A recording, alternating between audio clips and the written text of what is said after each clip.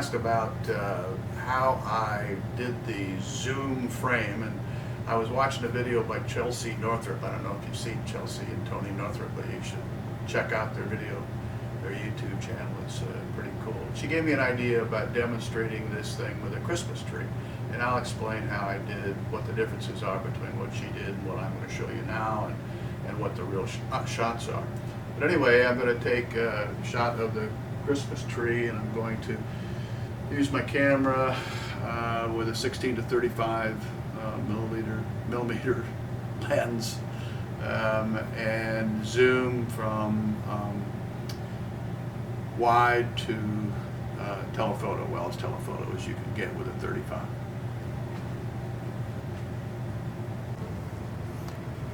So the first thing I do is I get the composition of the tree in the lens, and I'm just going to take a look at what the differences are when I zoom in and see what perhaps is the minimum and maximum to keep it in the frame.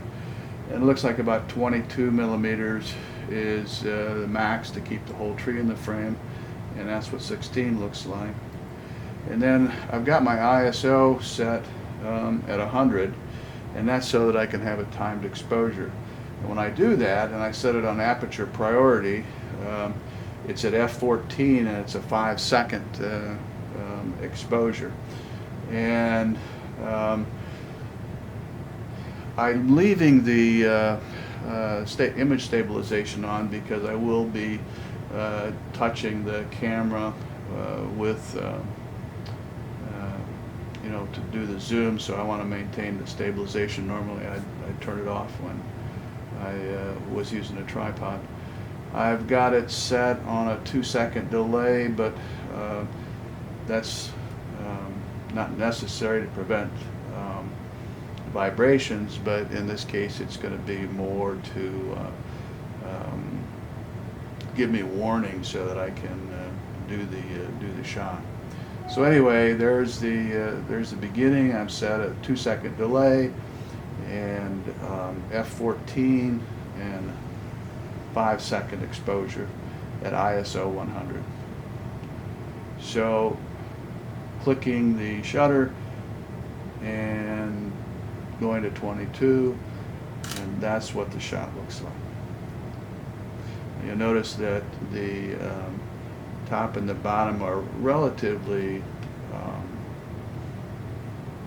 within the frame. If I went all the way from, for instance, we'll go all the way this time to 35, you should see the lights actually leaving the frame, although that doesn't look too bad, but you can see where the steps and some of the other things become artifacts in the shot. Anyway, and so in order to make it so that you've got a hard stop point and a hard start point, you need to have a couple of seconds on either end so that you've got the image at the beginning and the image at the end that's fully defined. So I'm going to start off here at 16 millimeters, and I'm going to hold it for 2 seconds. 1, 2, zoom, 1, 2. It was held for 2 seconds there, and what that does is it gives me a starting point and an end point. Now, in the Spy Museum shot, I actually off-centered that a little bit, and that's why the lights seem to leap off the building and not at you. And so to demonstrate that, I'm just going to move the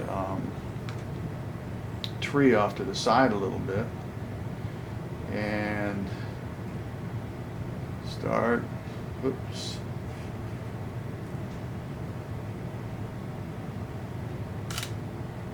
And you can see that the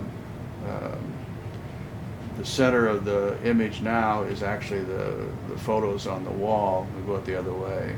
So what I forgot to mention in all of this, and which I actually didn't do during the demonstration, was that I think it's important that you manually focus on the point that you're emphasizing. So in my example here, it was the tree, In my examples from the night shooting, it was the top of the Capitol building or the edge of the Capitol building.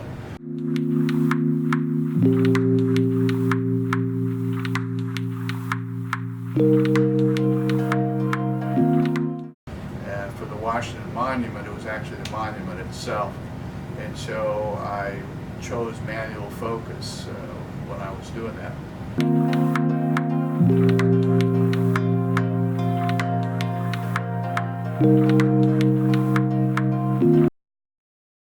So I hope this was helpful, and if you got any other questions, you could leave me a comment, drop me a line. I'd like it if you'd like the video. If you didn't like it, comment on that too. Thanks a lot.